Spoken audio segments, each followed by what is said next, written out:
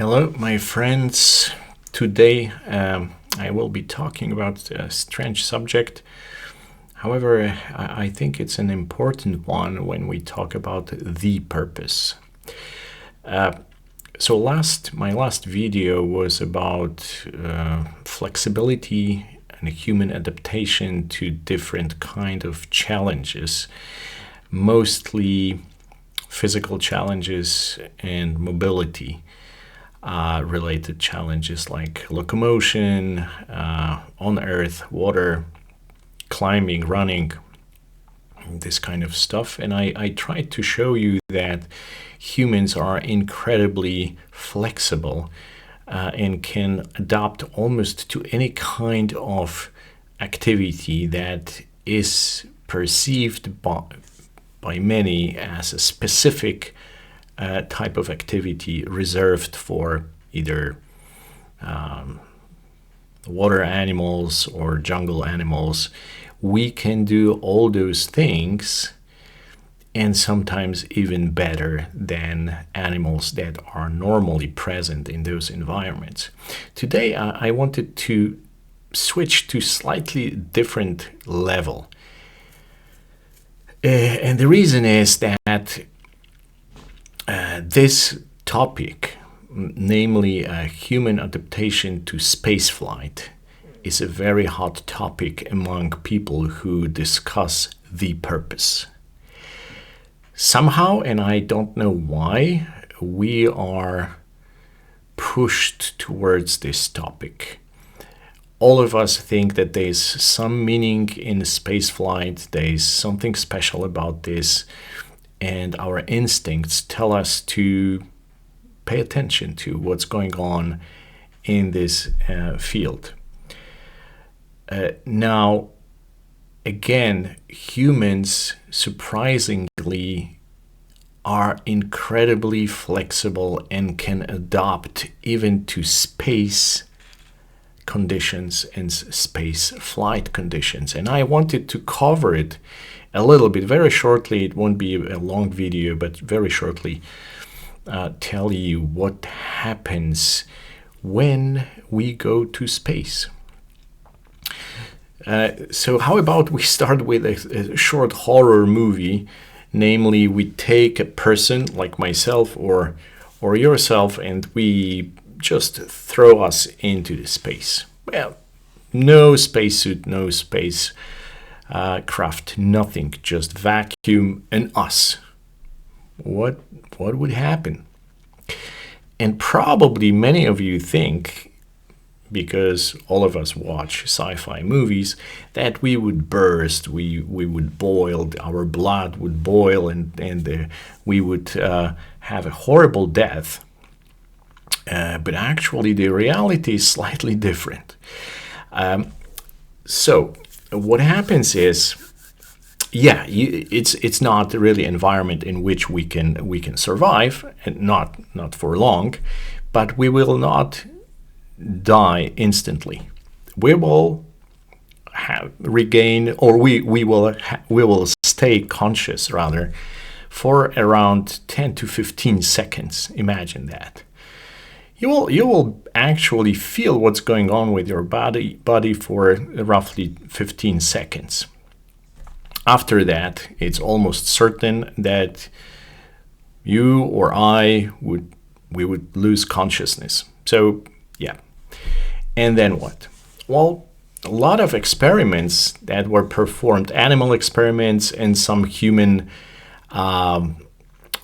accidents, showed us that we will survive for probably 90 seconds. Our heart would be still beating inside, and we would survive for 1.5 minutes, almost for sure. So if somebody takes us from this space vacuum and puts us back into the spacecraft, pressurizes the spacecraft, we would survive with surprisingly no damage. Surprisingly no long-term damage. And I think this is absolutely stunning, and not too many people are aware of this fact. Some research suggests that even 3.5 minutes of exposure will still be not enough to kill us. So some researchers think, because they performed animal experiments on chimpanzees, that 3.5 minutes of space vacuum exposure it's not enough to kill a human being. It wasn't enough to kill chimpanzees. So that's a good news. Of course, we cannot do anything being without a spacesuit and spacecraft in space, but that's a very interesting physiological fact. Okay, but let's go to rather more regular activities, which is in spacesuit and in spacecraft. So what happens when we go to either orbit or we fly to another planet? We have zero gravity, and what happens then? So the first thing people usually talk about is the fluid shift. So the fluid, we are basically a bag of water in different pipes and balloons inside our body. So this water normally is distributed by gravity. So we have gravitational pull, and it will pull this water down to our legs. If we are in zero gravity, this water will be redistributed, and a big part of it will go to the head, to the upper body. And normally on Earth, it's in our lower body. So this part of fluid will be shifted towards our heads. And you can see when you watch videos of astronauts or cosmonauts like talking right after they got to the orbit, they will have puffy face, and it's a called puffy face syndrome. I experienced this syndrome myself when I went for a zero-G flight. You can see it on the title picture of this video. It's not AI, it's a real picture. And I did feel this push of fluid. You feel like you are hanging down, that your head is hanging down, and the fluids rush to your head. Not a very pleasant situation. But that's the first thing. Is it an adaptation? It's probably not. It's just a reaction to zero gravity. But we have to mention it because later on, as you stay in space, your body is trying to reduce this overload with fluid, and basically removes the fluid from your body, removes fluid from your blood. And what happens is that your blood volume gets smaller, and your legs get very skinny. You still have more fluid in your upper body, but your cardiovascular system is trying to manage this situation, and that's definitely adaptation. So after a certain period of time, this puffy face gets normalized, and people feel a little bit better. Also, what happens, and this is definitely also a physiological adaptation, our heart does not have to work that hard.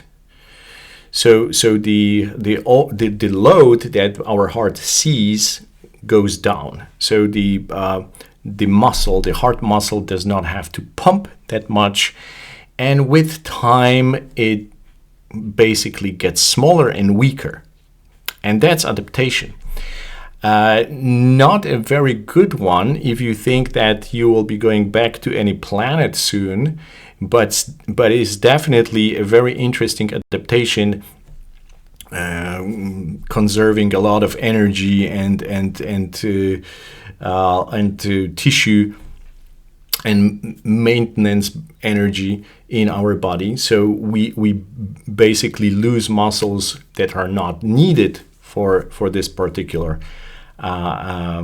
situation. However, if you want to go back to any planet, especially Earth, and you want to land, very often you will go through very high G maneuvers, like between 2 and 6 G maneuvers. Then if your heart is really weak, that's a dangerous situation. But it's a different story, not really about the purpose, but yeah. So our body will adapt. So we will lose water, we will redistribute water in our body. Our cardiovascular system will get weaker and smaller in a sense because of the blood volume change. But this will conserve a lot of resources for human existence in space. There's also something which is considered maladaptation, but I think in my mind is a regular adaptation, which is we losing bone density in space, right? Roughly 1 to 1.5% per month. That's pretty radical. But basically we don't use bones in space, which is again conserves a lot of energy for maintenance, but can be dangerous if we go back to any gravitational field. So these are basic physiological effects. They are some maladaptations in terms of vision. So basically 1/3 of all astronauts experience some kind of problems with optical nerve and eyes because the pressure changes inside a human body. And this needs to be addressed. We don't understand this problem right now, but it's another adaptation or maladaptation. So some people have problems with vision, and we don't understand clearly why it's happening and whether long-term situation will get worse or it will get better. Similarly to some situation on Earth, we have a kind of like a motion sickness effect in space. Mostly half of astronauts go through this problem. They vomit, they get dizzy, and after several days this whole thing goes away. So again, our body can adapt to a space flight. And some people theorize that it's caused by sensory input which is disturbed. So a fantastic example of adaptation to spaceflight is that our brain is recalibrating those sensory inputs, and after a certain period of time you can regain your normal status. It just takes several days to do so. Microbiome changes in our GI tract, these are also being researched. I don't have too much knowledge about it, so I'm gonna just mention it here. It's also either adaptation or maladaptation. What I wanted to tell you, kind of wrapping up this topic of spaceflight and human adaptation to spaceflight, is the psychological effect. And this really connects to the spiritual area of our discussion, which will come, but later.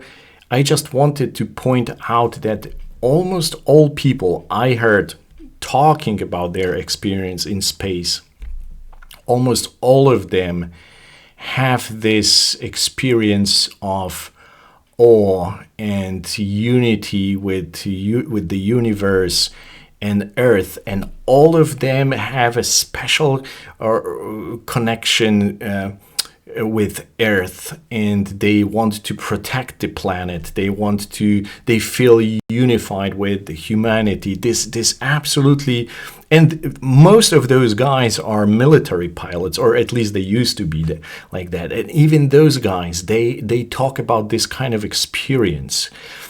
So is something going on here, that this perspective, this space perspective, gives us this feeling of, oh my God, there's something special about this planet and about those guys down there, and we have to protect this huge spaceship, right? Earth. Okay, so I would end here, and I will give you a description and some links to the materials I used for this video. But I wanted to finish up with this my take on it. So I do not know whether what we see in space is just an extension of human capabilities and randomly it allows us to function in space, or again it's another design feature that is unpacked and then packed back, as I described in my previous video. I'm not certain, because there's a lot of things in space that are clearly disturbing, short term or long term. They don't look like they are beneficial, or they can benefit the human being staying in space. So it's a mixed bag to me. Definitely we observe some adaptations, but I'm not sure whether we can say it's completely different than what we see on Earth, or it's just a random extension of those capabilities we have here. Probably evolutionary biologist would say that it's a random extension of capabilities we have on Earth, and a guy like me would probably say, we don't know, let's explore a little bit more. All right, so for now, yes, we can adapt to space. We're not gonna die instantly in vacuum, and think about it. It's possible, and why is that? Why we can do that in space, we, the species from our beautiful blue planet. Talk to you soon. Bye.